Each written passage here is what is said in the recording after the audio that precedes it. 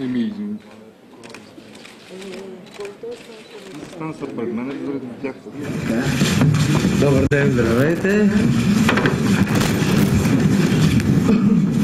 Господин председател, добър ден, здравейте всички! Здравейте!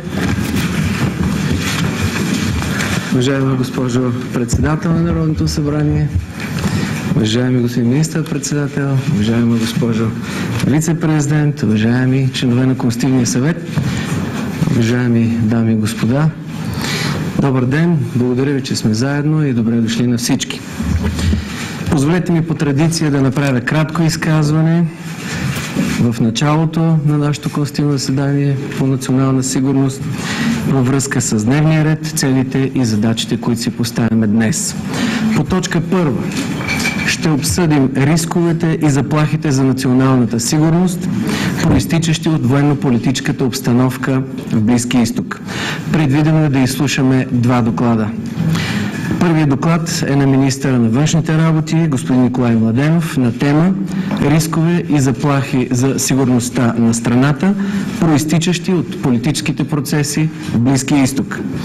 Вторият доклад е от вице-премиерът и министър на вътрешните работи, господин Цветан Цветанов, който ще изнесе доклад на тема вътрешната сигурност в страната в контекста на ситуацията в Близкия изток, мерки на правителството за неутрализиране на възникващите рискове и заплахи. Вице-премиерът Цветанов изяви желание в хода на дебатите по тази точка да информира членовете на Консултативния съвет за напредъка в разследването на терористичният атентат от летище Сарафово. Нямахме възможност да предоставим предварително докладите.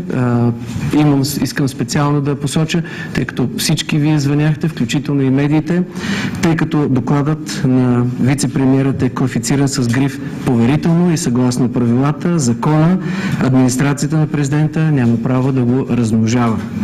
Следим с тревога обстановката в Близкия изток, задълбочава се гражданската война и хуманитарната криза в Сирия, увеличава се емиграционния натиск, нараства напрежението в Западния бряг, няма положително развитие на израелско-палестинския конфликт, обстановката в Ливан е напрегната. Изостря се политическата криза в Египет, усилва се влиянието на радикалните екстремистски групировки в целия регион. Продължава изпълнението на ядрената програма на Иран. Тревожни са събитията в Северна Африка. Затова очакваме в докладите да има задълбочен анализ на военно-политическата обстановка в Близкия изток, да се очертаят сценариите за развитие на кризата, както и рисковете и заплахите пред националната сигурност на Република България. На тази основа да обсъдим и да предложим мерки за неутрализиране на тези рискове и заплахи, както и конкретни предложения до държавните институции. Ще потърсим обща политическа оценка за случващото се и съгласие по мерките, които трябва да се предприемат от компетентните органи и институции за ограничаване на рисковете за сигурността на страната. По втора точка от дневния ред ще обсъдим посегателството върху господин Ахмед Доган. Предвидено е да изслушаме доклади от главния прокурор на Република България, господин Сотир Цацаров, и изпълняващия длъжността началник на Национална служба за охрана бригаден генерал Тодор Коджейков. Ще направим оценка за възможните вредни последици от този акт за сигурността на страната.